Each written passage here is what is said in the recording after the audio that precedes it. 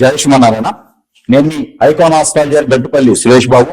అయితే మనకి ఇప్పుడు ఈ 2025 సంవత్సరం మనకి ఈ 2025 సంవత్సరం చివరిగా అంటే నవంబర్ డిసెంబర్ మాసాల్లోకి వచ్చేసాం. ఇక రానున్నటువంటి దశాబ్ద కాలం వరకు కూడా అసలు ఎలా ఉండబోతుంది, అసలు ఏమిటి, గ్రహాల స్థితిగతులు ఏమిటి, ఆ గ్రహాల స్థితిగతుల వల్ల ద్వాదశ రాశుల వారికి ఎలా ఉండబోతుంది, ఈ ద్వాదశ రాశి వారికి ఉండటం వల్ల ఎవరెవరికి ఎంత మంచి జరుగుతుంది, ఏ రాశుల వారికి బాగుంటుంది దాంట్లో ఒకటి మనం తీసుకున్నట్టు దగ్గర ఈ రోజున గురువు బృహస్పతి, ఏదైతే ఈ బృహస్పతి గురువు ఉన్నదో ఈ గురువు మార్పిడి, ఈ గురువు మారడంతో ఎవరెవరికి ఎలా ఉండబోతుంది. గురువు అందరికీ తెలిసిన విషయమే.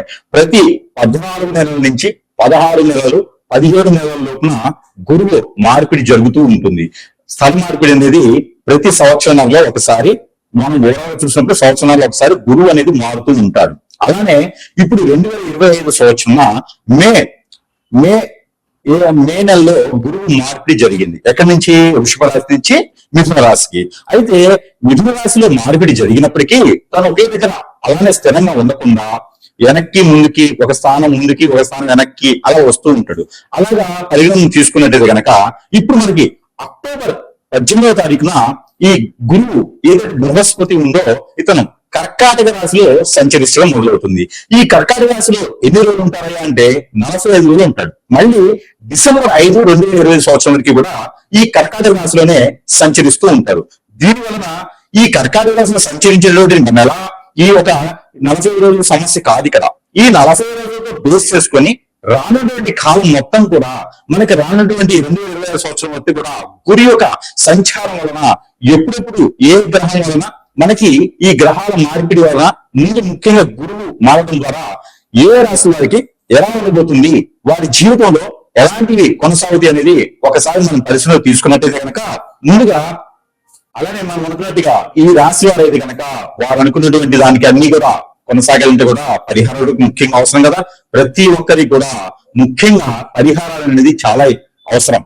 అవి ఎందుకు అత్యవసరం అంటే కనుక దేవుని యొక్క ధ్యానం, దేవుని యొక్క ధ్యానం, దేవుని యొక్క ఆ యొక్క ధ్యానంలో ఉండడం వలన మనము పూజ, యజ్ఞ, యాగ, హోమాలు చేయించడం ద్వారా మన స్థోమత పొంది దేవుణ్ణి నమ్ముకోవడం ద్వారా కూడా మనకి ఇష్టదైవానికి, కులదైవానికి ఇలా ప్రాంతీయ ఆచార ప్రకారం కొన్ని ఉంటాయి.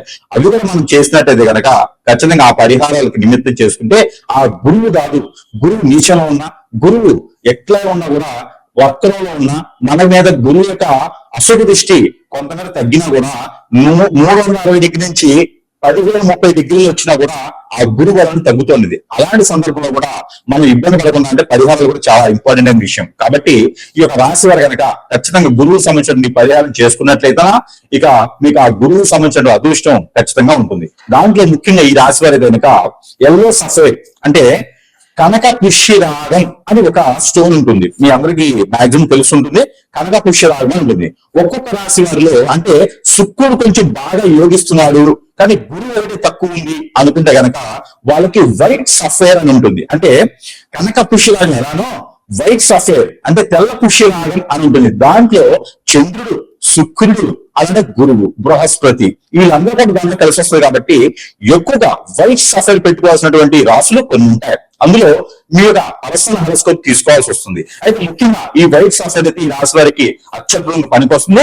200 నుంచి 3 క్యారెట్లు పెట్టుకోవాల్సి వస్తుంది. చూపుడు వేలికి, కుడి చేతి చూపుడు వేలికి పెట్టుకోవాలి. అలానే ఇది ఏదైనా శుక్రవారం లేదా గురువారం ఉదయించే సూర్యునికి చూపించేసి ఓన్లీ వెండిలో మాత్రమే చేయించుకోవాలి. పంచలోహాల్లోనో బంగారంలోనో కాదు, వెండిలో మాత్రమే చేయించుకొని ఉదయించే సూర్యునికి చూపించేసి గురువారం లేదా శుక్రవారం ఉదయం కనుక పెట్టుకున్నట్టయితే ఆ గురువుకు సంబంధించినటువంటి లోపం అనేది కొంతమేర తగ్గేటువంటి ఆస్కారం కనబడుతోంది.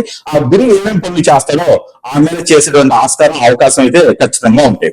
అలానే మీకు మరొకటి పసుపు కొమ్ములు ఉంటాయి. మీకు పసుపు కొమ్ములు అందరికీ తెలిసి ఉంటాయి. ఈ పసుపు కొమ్ములు ఒక 2 లేదా 4, 3 తీసుకోకూడదు. 2 లేదా 4 కొమ్ములు తీసుకొని అది ఒక తెల్లని వస్త్రం అంటే శుక్రుడితో సమానం, చంద్రుడు ఆధీనంలో ఉంటారు. కాబట్టి తెల్లని వస్త్రంలో పసుపు కొమ్ముల్ని 3 లేదా 2 లేదా 4 ఒకటి ముడుపులా కట్టాలి. దాంట్లో జమ్మి ఆకు కొంత వేయాలి. దాంట్లో పోగలు ఒక్కలు అంటారు కదా, అవి ఒక 2 వేయాలి. దాంట్లో గసగసాలు ఒక 2 గసగసాలు ఒక చిటికెడు వేయాలి. చిటికెడు గసగసాలు వేసి ముడుపు కట్టాలి. ఈ ముడుపు కట్టినటువంటి ఈ ముడుపుని తెల్లని వస్త్రం అన్నాం కదా, ఈ తెల్ల వస్త్రంలో కట్టినటువంటి ముడుపుని ఎక్కడైనా మీకు ఇష్టదైవం కులదైవం అలా ఏమైనా ఉంటే గనక ఖచ్చితంగా అక్కడ మన ఇంట్లో కాదు ఆలయాలు గనక ఆ ముడుపుని గురువారం లేదా శుక్రవారం కనుక పెట్టినట్టయితే మీరు అనుకున్నటువంటి పనులు సకాలంలో పూర్తవుతాయి. అవి ఎలాంటి మనం ఇంకా జాస్తం అనుకున్నాం కదా, భార్యాభర్తల మధ్యన ఎడబాటు, పెళ్లి అయ్యి పిల్లలు పుట్టినటువంటి వారికి సకాలంగా పిల్లలు పుట్టేదానికి ఇవన్నీ కూడా సానుకూలంగా పోయేదానికి ఉంటుంది.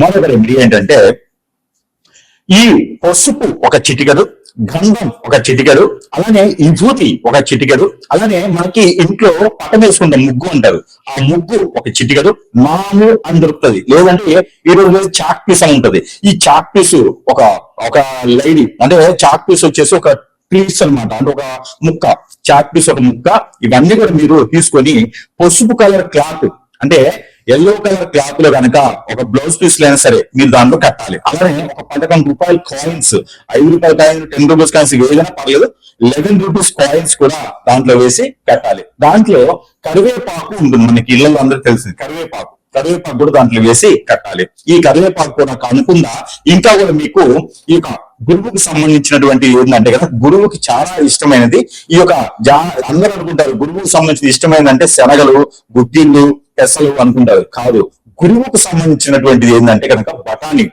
ఈ యొక్క బఠానీలు తీసుకొని మనము ఇంతకుముందు మనకి తెలుసుంటది, గట్టిగా ఉంటే బఠానీలు, వేపినటువంటి బఠానీలు మనం విడిగా తింటూ ఉంటే పళ్ళకి కొంచెం గట్టిగా అనిపిస్తాం అనమాట.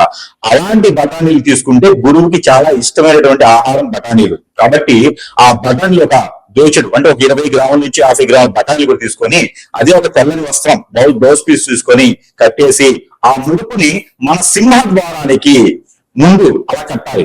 ఆ సింహద్వారానికి కట్టినటువంటి ముడుపుకి చీమలు పట్టి ఈ బఠానీలు ఇవన్నీ కూడా తింటూ ఉండగా మనకి ఆర్థిక రకమైనటువంటి ఇబ్బందులు అన్ని కూడా తొలగిపోతూ ఉంటాయి. కాబట్టి ఇది గురుబలం లేకున్నవాడు, గురువు వచ్చస్థితిలో ఉన్నవాడు, గురువు నీచ స్థితిలో ఉన్నవాడు, గురువు దశ నడిచేవాడు, గురువు అంతర్దశ నడిచేవాడు కూడా ఈ యొక్క యోగం ధరిస్తుంది. కాబట్టి ఖచ్చితంగా ఈ యొక్క పరిహారం మీకోసం. అదే మనకి ద్వాదశ రాశిలో కన్యారాశి. ఈ కన్యారాశి వారికి కూడా గురుబలం ఉండాలండి. ప్రతి రాశికి ప్రతి గ్రహానికి సంబంధించినటువంటి బలోపాలు అన్ని ఉండాలి. అన్ని ఉంటేనే ఉప్పు, కారం, పప్పు అన్ని ఉంటేనే రుచి వస్తుంది. అన్ని గ్రహాలు కూడా సానుకూలంగా ఉండాలని ఏం లేదు, కానీ సానుకూలంగా మాస్టిగా తగ్గాలి. అదే గురువు ఒక యోగం. అంటే మీకు కూడా కొన్ని యోగాలు యోగిస్తాయి, కానీ గురుబలం ఉంటేనే యోగమైనా యోగిస్తుంది. పెళ్లిని చేసుకోవడానికి అయితే చేసుకోవచ్చు, కానీ ఏంటంటే 11వ స్థానంలో గురువు సంచరిస్తున్నాడు ప్రజెంట్.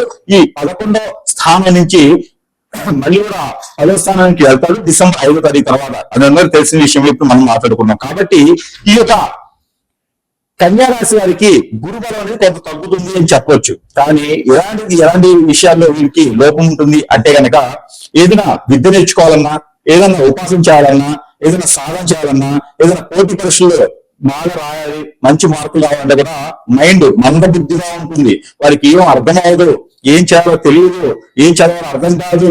ఎవరన్నా ఇది చెప్తే కూడా వినికించి దాన్ని ఆలకించి దాన్ని ఆచరణ చేసేటువంటి ఇది కూడా నాకు కనిపించట్లేదు. కాబట్టి కొంతమేర అశుభ దృష్టి, కొంతమేర శుభ దృష్టి అంటే మిశ్రమ ఫలితాలుగా ఉంటూ ఇక మీ మీద కన్నేసిన వాళ్ళు కూడా ఇబ్బంది, మీరేమి సంపాదనగా ఉంటుంది. కాబట్టి అన్ని రకాలుగా బాగుంటుంది, కానీ వీరికి గురువారం లేకపోయినా, శనివారం లేకపోయినా, కుజుడు రాహు లేకపోయినా కూడా ఎందుకు సాగుతుంది వీరికి ఆట అనుకోవచ్చు అందరూ. కాబట్టి వీరికి దేవుని యొక్క అనుగ్రహం గొప్పది.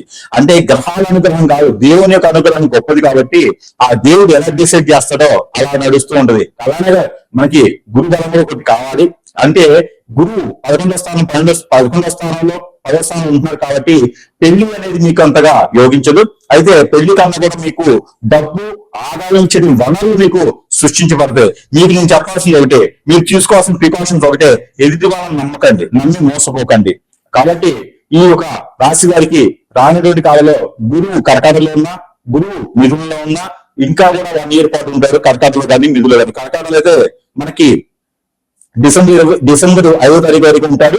తర్వాత మళ్ళీ కూడా మిథున రాశిలోకి వస్తాడు ఇంకొక 1 year పాటు. కాబట్టి మీకు అందరూ కూడా ఏ రంగంలో ఉన్నటువంటి గురువు అయినా సరే, ఏ రంగంలో ఉన్నటువంటి మనుషులైనా సరే ఈ యొక్క కన్యా రాశి వారికి మంచి అదృష్టం రావాలనుకుంటే కనుక ఈ గురువుకు సంబంధించినటువంటి పరిహారం మీరు ఖచ్చితంగా పాటించాలి. అలానే మీ మీద నరదిష్టి, నరదోష, శత్రుభయం, ఆర్థిక సమస్యలు, ఆరోగ్య సమస్యలు కూడా కనబడతా ఉన్నాయి. కాబట్టి దీనిలో పితృదోషాలు, సారసదోషం, నాగదోషం కూడా ఉంటే కనుక మీకు ఇంకా యోగించేటువంటి ఇబ్బందులు కొంతవరకు కనబడుతుంది. కాబట్టి మీరు చిన్న మంత్రాన్ని కూడా పఠించుకోవాలి. దాంతో కూడా మంచి పరిహారం కన్యారాశి వారికి ఏంటి ఉంటుంది కనుక, కన్యా రాశి వారు మీకు కుదిరినప్పుడు కనుక ఏదైనా సరే బనానాస్ ఉంటాయి, అరటి పళ్ళు అంటారు.